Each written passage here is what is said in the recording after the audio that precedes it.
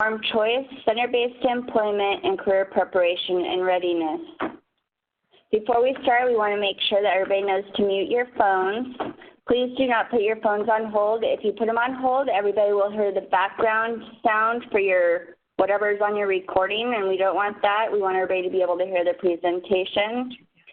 At the end of this meeting, there will be a question and answer section. Please keep your phones on mute. Again, don't put them on hold unless you are asking a question. This is so that we can hear the questions that are being asked and be able to hear the responses that our presenters have. The WebEx recording and PowerPoint will be sent out via email to all participants following the event. And this WebEx recording and PowerPoint will also be posted on our GDD Employment SharePoint site. I've sent that out in the chat section. During this presentation, if you have any questions or anything, you can send them to me on the chat section, or if you need a copy of the presentation, please email me at nhenson@azdes.gov. So I'm going to go ahead and turn this meeting over to Susan and Margaret and let them go ahead and introduce themselves as we get started. Thank you. Good morning, everybody. My name is Margaret Corcoran. I'm the Division of Developmental Disabilities Employment Services Manager, and I will be addressing the second half of the presentation today. And we also have with us today a special guest, Susan Vorel, who is the chair of the Employment First core team. She is also affiliated with the UCEDS, the University Centers for Excellence in Developmental Disabilities. And I think of her as Ms. Employment First. So Susan is going to talk to us about Employment First, the governor's executive order, and really the philosophy and principles of Employment First. Susan? Hello, thank you all. Do you want to go to the next slide? So I'm going to briefly speak about what Employment First is. I should have done a poll to see how many people have ever heard of it. I would hope in the Division of Developmental Disabilities you've all heard of it, considering the support that you have given to the effort, as well as Margaret and her team, and how much they have helped us spearhead a lot of the efforts of Employment First in Arizona. So as you can see on the slide, may seem simple, but a very complicated initiative to move forward. But Employment First really is about looking at employment first before we look at other options for individuals who have disabilities. That means that we're talking about employment. We are speaking the right language. We are at the intersection of the person walking in your doors. You are, no matter the age, you're always looking at the goal at the end in mind, and the end in mind is always career and employment for people with and without disabilities. And it may look like a mix in their day, but for the most part, we need to focus on employment first. The slide prior talked about the executive order. Employment First is considered more of an umbrella over everything, if you will. All state agencies and folks that work with people who have disabilities in any capacity are working with us as stakeholders, the decision makers, the leaders of Voca Rehab, of DDD, of the Department of Education, and so forth. We all have a job to do to implement the executive order that was signed by our Governor, Doug Ducey, in November of 2017. That link that you see is a live link. I would encourage you to read it and understand what our state is trying to move towards. There's a lot of data sharing and those kind of things that our monies need to be guided towards employment, competitive integrated employment, I should say. And so you can take a look at that and to learn a little more about the executive order.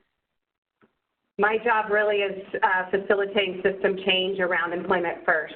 Everybody else that works directly with individuals with disabilities, you're the ones that we're counting on to move the needle, if you will. I'm working with leaders to facilitate policy and system change. Why do we have Employment First in Arizona? The effort was started back in 2013, prior to me and prior to Margaret, actually, and most of the people, well, not most, I guess all the employment specialists are there.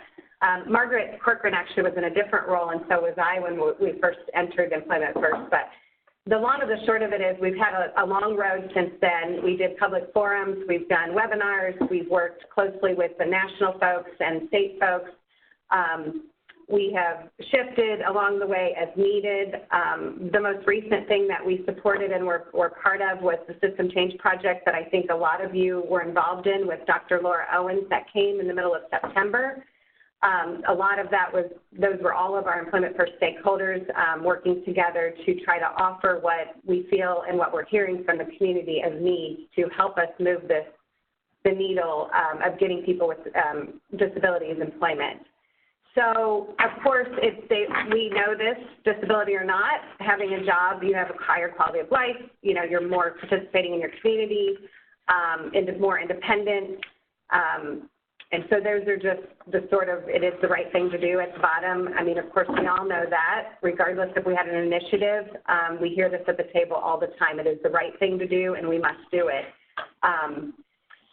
And we need to be able to provide the tools and supports and the services to you all as well as to the individuals with disabilities to make that happen.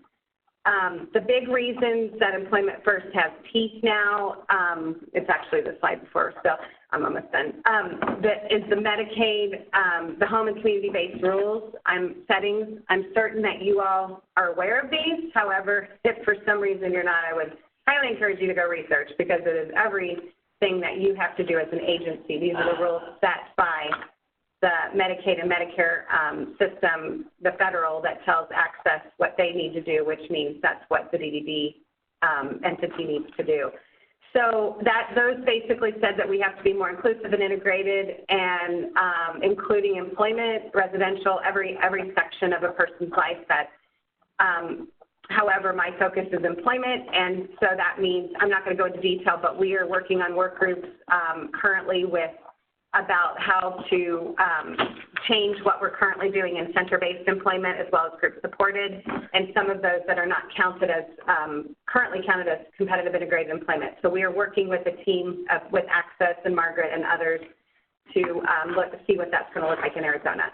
The Workforce Innovation and Opportunity Act was also a big push for employment and is a catalyst for why we're moving in this direction. It talks about us working with the most significantly disabled and really truly working with them and helping them find employment. If you haven't found that section in the WIOA, I encourage you to read it. It is very clear that we all have and it's not just Voca Rehab's job, it is the job of all of us, CBE, education, parents, to get people with significant disabilities employment in the community and competitive integrated employment, and to support them as needed.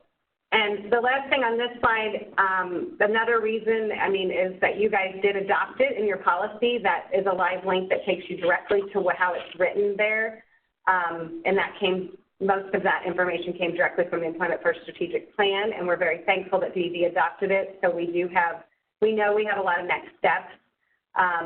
That kind of tells you what the end result is, if you will, but we know we need to do more on how to get there. So we're very aware of the gaps and barriers and working on those. And then the final slide, so I think I'm ready, because I don't remember what I think I broke this into 2 slides, actually. You did. So just very briefly, I'm not going to go through these because I know we only have an hour and we want to leave enough time, and you guys can certainly ask me questions. We present on this for 2 hours sometimes, so this is a very, very short. These are some of the top that come to the top when we're talking about Employment First principles and practices. Informed choice, which Margaret actually will go into further detail right after this. Doing that correctly is more than a notion. It is absolutely a big job, and she'll go into some of that. But giving people choice is very different than informed choice.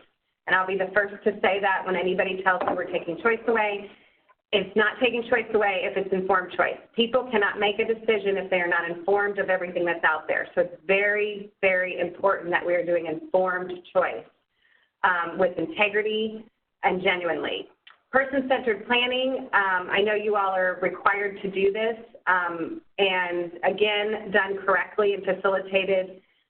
It's not a short-term thing. It happens throughout the lifetime, and it's constantly changing, and you're looking at the whole person. The PBIS that I put up here, we define some of these things that people may or may not be too familiar with. We've seen a lot of research over across the states and in other places that you have to, if you can work on behaviors and get those under control and addressed, we have much more success with people in employment and other settings. That's some of the #1 barriers to employment that we have to address prior to getting to employment. We're often addressing things once people are already working, and if you don't have their transportation figured out and their behavior under control and their daycare, they're not going to be successful in employment. So we have a lot of things to do on the front end, and before I forget to say it, none of this is easy and none of this should be happening overnight. Sometimes this can take months, sometimes it can take years, depending on the severity of the significance of the disability and the needs that the person has. Assistive technology is sort of a known. We always say it levels the playing field. Sometimes it's a very simple thing, a very low cost. Other times it's much more comprehensive. One of the top things to get people with disabilities employed. Benefits counseling, because of all of the barriers that we have around the Social Security and people living on benefits, we are trying desperately to have them live on less benefits and help them understand. Once again, that goes back to informed decision making. When people understand truly what benefits are about and going to work, and yes, you can have both and do both, and there's all kinds of safety nets. Once people understand that, we will get more people to work. It is very tiring. It is one of the biggest barriers that we have in Employment First because so many people are relying on Social Security, which is poverty. We have got to move people away from this. There's a reason for people to have supplemental insurance. That's when they are working and it supplements their income. So every individual is different, and we're not just telling people to get off benefits. It's always better to go to work and understanding how to do that while you're living on benefits that you may need. Agency collaboration, interagency collaboration, you see that everywhere. We would never be successful in this effort without the collaboration that we have at the table. I mentioned a few of the players. I don't want to forget that Access, Medicaid sits at our table, our statewide independent living centers. I know we want to talk a little bit with partners. As I mentioned, Department of Ed, Voca Rehab, DDD. We've got the Arizona Developmental Disability Planning Council, providers. We have parents. We have individuals with disabilities, self-advocates. I know I'm forgetting people, and forgive me. Oh, the USEDS, of course, I'm overseeing. The both USEDS, the University Centers for Excellence in Disabilities, the IHD Institute for Human Development Outside Staff, as well as us at the SNOR and USED. Not to mention interagency collaboration. My position is dually funded by the University of Arizona as well as Voca Rehab. So I have to speak to both, and that's why I'm kind of like this universal person who has multiple people to answer to, because we all believe in the effort, and so we're trying to facilitate the change. It is probably should have been at the top, because honestly, none of this could be done without all the partners and the stakeholders who really are moving in the right direction. It does take a while. You go next slide. However, we are working diligently to change policies and get our funding and all those other things in place to really support competitive integrated employment. Self-employment is a key because, per principle and practice, because a lot of individuals many individuals end up in self-employment who have very significant disabilities often due to their nature of their disability and the support level that they need. We see a lot of success across other states as well in a self-employment plan. Systematic instruction is another practice we often see in high schools and in other programs where you really are helping understand, where is the person struggling and where can we intersect and help them understand what needs to be done, and building their skills in that way. And then customized and supported employment, those currently are under Voca Rehab and DDD, the supported employment piece, but those are the things that we know we need a lot more training on, and that we'll be focusing on the months forward. Customized employment, once again, is it's a process, and it takes some time, and it does look very different, very, very different than a traditional walk in and apply for a job. And so that's a term that parents are starting to understand. They're getting training on. They're going to be coming in your offices and in Voca Rehab's office, and we really need to understand what that means and how to do it, or at least speak to it and get people in the right direction. And once again, all of this is going to be done, my last thing is in coordination with others. Voca Rehab, we're working with them and the national experts right now to look at bringing trainers in for customized employment. And so you guys will see more and more coming, so please stay tuned. And I will let Margaret go for the remainder. And is there anything you want to add? There's one thing I just thought it would be helpful to kind of clarify. We used a lot of different terms in terms of what is employment. And I think just to clarify, we've used competitive integrated employment, we've used integrated employment, and on our reports, we talk about community employment. So I think if you want to talk about competitive integrated employment, I'll take on our integrated employment and our community employment, if you'd like to. So integrated, competitive integrated employment, thank you, it is very specific to what some states call real job, real wages. It means that someone is working like you or I, the people on the phone or myself. I get paid by my employer. I have benefits through my employer. I answer to my employer, and it is a real job that I go to and from. And I may have support in that job. I may have a job coach, but but the employer is paying me. It is a real job. That is very different. You want to take on community, you said? Yeah, the integrated employment and community employment. Okay. Yeah. So and if you guys have questions, just jot them down. You can ask us at the end. It's not that we're not supporting all things at the moment because they're still being paid for and offered through multiple agencies. However, you will start seeing shifts, and some of these things may or may not stay around. Everything is in flux right now. But ultimately, the goal of Employment First is that a person is in the community. It doesn't matter how many hours, but they're working in a competitive integrated job, whether it's Target or it's, the state agency or whatever, but they're working like anyone else, getting paid like other minimum wage or above, and they're getting advancements. There's multiple factors to competitive integrated, and you're working alongside people with and without disabilities. I think that kind of covers it. Yes, it does. Whereas we use the phrase integrated employment. Integrated employment really is group-supported employment where the individuals with the disabilities are in a group, but they go out into the community where they do jobs. They remain as a group, they have the same supervisor, but they're integrated into the community, which of course is different from competitive integrated employment. We count that on our employment statistics for DDD purposes. VR does not count that. VR looks only at competitive integrated employment. As you all probably know, we're on the governor's scorecard.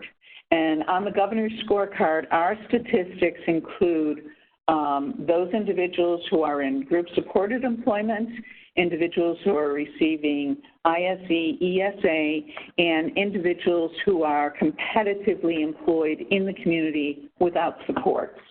We'll also be adding in those individuals are competitively, through ISE and ESA, they are being counted. So that's in our governor's scorecard report. We also use the phrase community employment. We use that phrase as sort of an umbrella phrase to include the various types, the competitive integrated, the integrated, and so I just wanted to clarify that for you because you will hear different phrases being used by different folks. So if you have any questions on that, please don't hesitate to either ask about it or ask us to, identify it through information that we post on SharePoint or send me an email and I can clarify that for you. So now we're moving on to informed choice for employment. Arizona is committed to, to ensuring that individuals with disabilities have the opportunity to make informed choices in all areas of their lives. And that's one of the issues when you look at many of our members. Their information is limited to what their experiences are, and oftentimes their experiences are quite limited. So they really, it's kind of like that, you don't know what you don't know. And so that's why informed choice becomes so important, because informed choice is based on the principles of person-centered planning, where you go through that information gathering process, you discuss with the members what their interests are, you have guided conversations with them, and it really is, through person-centered planning, having a comprehensive look at that individual's life. It's a process of having a strengths-based discussion to explore what are the individual's interests, skills, and abilities. Could you flip to the next? Thank you. It's important as support coordinators that you help identify members, discuss their needs, their interests, their choices. Sometimes it's just a brainstorming session that you have to have because sometimes folks have never really been asked that question. And so I think of informed choice as a process we go through, a process of self-discovery, a process of gaining information, and a process of gaining self-knowledge and self-interest. It's important to inform the members of what all the employment services that we offer so that the members and their families really understand what all the options are. Of course, it has to be based on assessments and needs, but it's also important for them to just know what the range of services is that we provide. The next step in this whole process is really helping a member develop an action plan in their ISP to achieve these goals. So part of that is ensuring that they have opportunities so that they can understand what are all the different types of employment opportunities out there that can be achieved through job shadowing, through informational interviews, through job tours, through community and career exploration. One of the examples that comes to mind is an individual, she loved animals. She wanted to sort of become the equivalent of a animal technician in a veterinarian's office. She did some, I believe she got an internship there, and then she discovered that part of the veterinarian's duties was to, when animals were very, very sick, put them down. And that was just devastating for her. So she realized she could never work in a veterinarian's office, which was really great because she had that opportunity to learn something she never knew before about the job responsibilities of a veterinarian. And that's the sort of thing that we need to do, help our members and their families gain knowledge and have more experiences so that truly the choice is informed, informed being having the knowledge. It's important to identify what employment options will fit the individual's vision, providing supportive case management and guidance for members.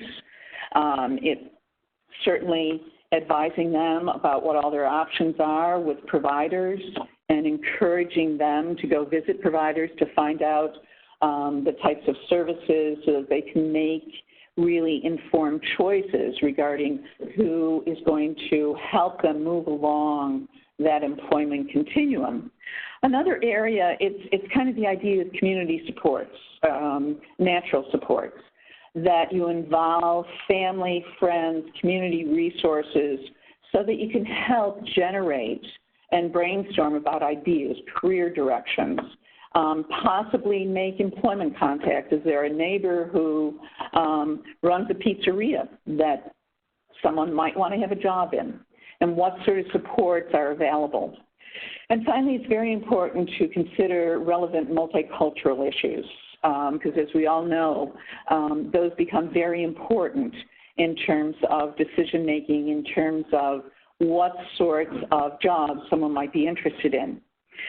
It's also important to follow up regularly on how the plan is being implemented and how the members are achieving employment outcomes.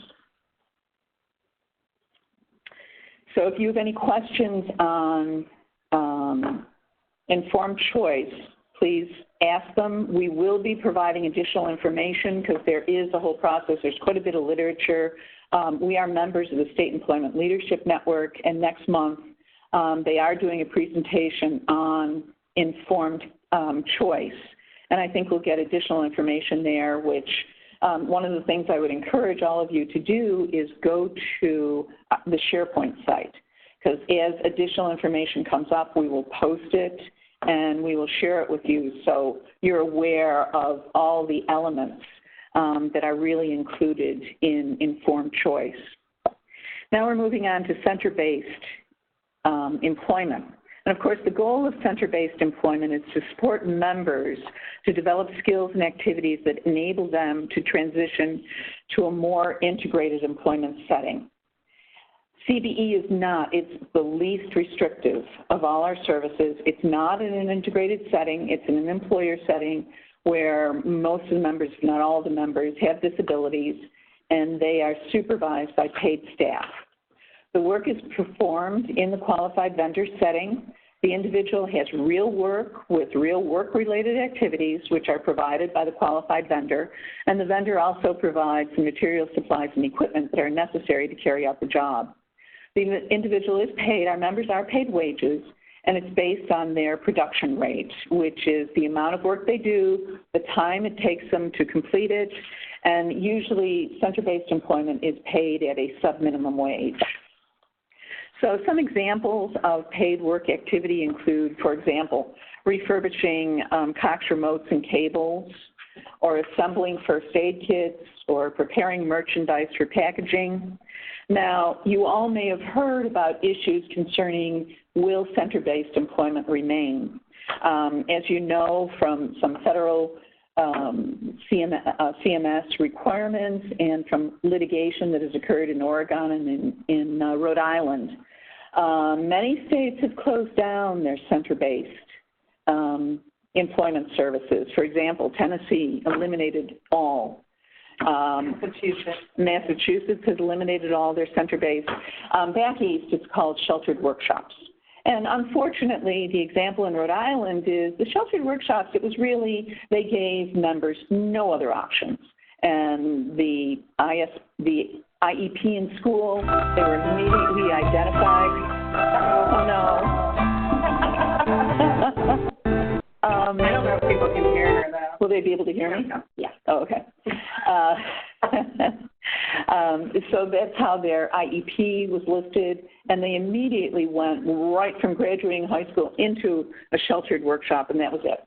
And so, of course, the litigation was brought about. The courts shut that down. They said no longer, schools could no longer write IEPs with a sheltered workshop as a goal, and the state had to close down all their sheltered workshops and give members alternative placements. That's not happening here in Arizona. We have not put any limitations on our center-based services. However, we will have to be transforming them. In the past, the federal government's position was you have to close them all down. They've somewhat modified that position. Now they're basically saying, well, we can look at center-based employment as a training program. It has to be time limited, and it has to be integrated into the community. So we are beginning to do that process in this state. One of our providers, TCH, yeah. TCH actually went through the process of closing down all of their center-based employment services. And it took them approximately 3 years. They worked closely with their families. They really went through a very methodical, well-thought-out, transparent process. And I think at this point, center-based employment is an employment that you should think about as on that employment continuum as one step our members can take toward achieving the ultimate goal of competitive integrated employment. And it's also, I think, would be very beneficial if you would review the quarterly progress reports for the members who are in center-based employment and think about, are they ready to move on? Are they ready to, for example, go into our next service, which is Career Preparation and Readiness, which, of course, we all call CPR, and some folks have joked that this is CPR for CBE. But the great thing about resuscitation. Yeah, resuscitation. I know. The great thing about CPR is it does promote the progressive moves from center-based employment into integrated employment. It's only available to members who are currently in center-based employment. It's only provided by existing center-based employment qualified vendors, and it is limited to 6 months with 2 options for 3 months extension each. The great thing is we have, I think, about 4 or 5 providers who are now providing center-based employment. I think they started CPR, you mean? CPR. They started, I believe, this past June or July. Okay. So they're moving along, and the members team has to develop an individual training agreement. And the training agreement may include job readiness, work incentive counseling, DB 101. That's really critical, especially the DB 101 calculator. That could be so beneficial to help families who may be somewhat hesitant to really understand what is the impact of being able to move into a employment situation where the member is paid a lot more. And it's a very visual, it's a great way to help the family understand that this action is really helping the member gain the independence, which is one of our goals. Also, it's very important in the individualized training agreement that there be plans for giving the family and caregiver engagement and education. How can they engage? How can they be involved in this? Educate them about what the options are. It's very important to provide for career exploration. That's part of the informed choice. It's so important for our members, most of whom have very limited experiences, to really be able to get out and see what are all the different options in the community. And that's where brainstorming can come in and be very helpful, so that maybe something you'd never think about, if someone suggests and you add that to the individualized training agreement. It also should include trial work experiences in the community. And then ultimately, our providers are required to support our members through the VR process when our members get to that point where they are ready to apply for VR services. That is the end of our presentation. I would also like to suggest to you that if families really aren't interested in career preparation and readiness services, you may want to discuss with them transition to employment. That would be a nice sort of pre-step. And from transition to employment, they could move into career preparation and readiness, because the goal really is to help our members make those successful progressive moves along the employment continuum. And it is a process that we are doing with our members, and I think they need a lot of reassurance, a lot of encouragement, but this is something that in the end will ultimately benefit our members as they develop skills in self-determination, self-sufficiency, and being able to hopefully at some point in the future really support themselves and have independent, fully integrated lives in the community. If I could just add, because we're done, we're almost. Something else we would like for you guys to think about, or I'm just going to make a statement. We're completely aware that individuals with more significant needs have not always gone into the Voca Rehab agency. Our teachers aren't always, our educators aren't always guiding our young people either. So when we start looking at employment, we're often just going straight to DDB, and sometimes, as Margaret mentioned, even in our state, we're going straight to center-based employment and day treatment and training. Not to get too detailed, because this is like a whole other discussion, and I could get on a soapbox, but we really need to be looking at Voca Rehab first and foremost. In coordination with what you're doing in DDD. They are the employment service agency for people who have disabilities in states. That's what Voca Rehab is about. And it's not to be done alone necessarily or solo by any means, because you guys work with individuals from birth typically. but they are your partner, they are your sister agency, and there should be 100%, I feel like at every time there should be, you both are working together when you're talking about employment. I don't think that we're going to ever see the needle move if we're just trying to do employment in DDD, because Voca Rehab really is the competitive integrated employment agency, and that is what their expertise is, and those are the providers that are doing that level of work. Not all of our DDD providers have contracts with Voca Rehab, and so they're not always the best place to go. I mean, sometimes they are, but every individual is different, but that relationship and that collaboration is we're working on. Margaret may speak to it a little bit. Anyway, I'll let her speak to it, but there's a lot going on right now with the two administrators of DDD and VR about how are we going to actually make this a seamless and work together better, because we can't have gaps of 6 months, like, well, I made a referral to VR, but it's been 8 months and we haven't heard anything, and so we're just going to do it on our side. That has to stop at some point. We have to start working together and braiding funding and using funding appropriately and getting the right service and support and the right people connected to the individual who has a disability, because that understands the practices correctly.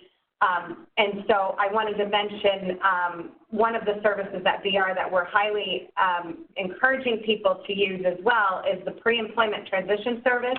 If you haven't heard of it, VR can serve individuals 14 to 22, and they do not have to be a Voca Rehab client yet. They do not have to be, well, you guys are going to go into detail in a different webinar? No, go ahead. Okay. Well, actually, next month, the webinar is on pre-ed services. And you'll hear all about it. That's perfect. This is a great lead way for the next one. I just want to plug it in your ears. You can start looking at it. As the Voca Rehab website has all kinds of information on it. These are the types of things that have been created through laws and through lots of reasons of what we're hearing in the community, but we're never going to move that needle if you guys are not telling people about them and guiding individuals to those services. I will be honest with you, I'm not sure who else on the call, but you guys are feet on the ground and you guys have a direct impact.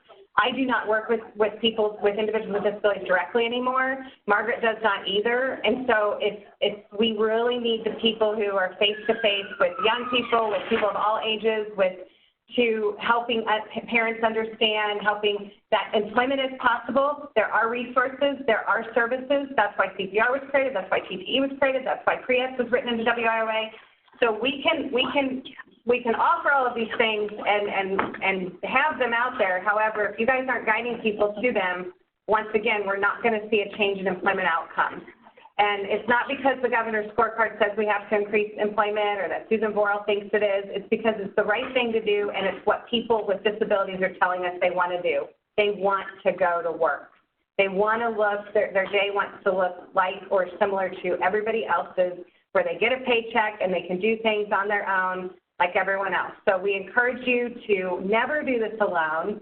It is all about the partnerships and everybody around you. There's a lot of resources to build around that person to make this successful. So we really appreciate the work you're doing. I mean, we know it's not easy work either. So thank you. Thank you for letting me add all that. We know it's a challenge having conversations with families, and it's true. Use your employment specialist. You have questions, call up your employment specialist in your district. They can really help you. They can help you how to have the guided conversations, how to talk to families that may be very, very skeptical about their member advancing in employment services. I did want to point out to you that we have, as Susan mentioned earlier, we have adopted employment first principles as a matter of policy for DDD, and it's in the, 1240E habilitation services series. You can find the 2 pages of employment supports and services, and it really explains the principles of employment first. And employment first doesn't mean employment only. You know, it does mean individual choice. So there are a lot of options. It's very important. One of the things that I wanted to, just piggybacking on what Susan said, is You look at the amendments to the WIOA in 2014, and they did expand it to clearly include people with significant cognitive impairments. And so they have extended and added in responsibilities for VR in terms of dealing with individuals who have cognitive impairments, so that there is more time. It's up to 2 years. It can ultimately go up to 4 years, depending on the circumstances of VR services. So VR is a bit of a shift for them because they're not as familiar with this population, and we are working with them. We have a supported employment pilot program in Chandler, where with DDD and VR, we're working through this process. Already, we've revised the referral form, and we're hoping, we've submitted it to policy, and we're hoping that it will be approved soon. Have you heard from them at all, Nicole? I haven't heard from them. Okay. We have not heard from policy yet, but they do a fantastic job, and we will most likely be getting the forms soon. The purpose of the pilot is to try and work through all of the issues and challenges we've had between DD and VR to try and make that referral process for our members as seamless as possible. And so that pilot program is proceeding, and so I want to tell you that one of these successes is we will soon be having a new referral form. So if you have any questions, please contact your employment specialist. It's a great group of very, very knowledgeable folks who can help you with any questions you have. Please check out our SharePoint page. There's a lot of information and tools there to help you in the process. And any of us, you'll notice the last page has the names of the employment specialists and Susan Borrell's name. So please don't hesitate to contact any of us with your questions. We really appreciate this opportunity to talk to you about these topics, and we appreciate what you support coordinators are doing. You're the first line folks, and you're doing a great job with our members. And I want to, as a mother of someone who is a member, say thank you for all that you do. And please continue, because you're doing great work.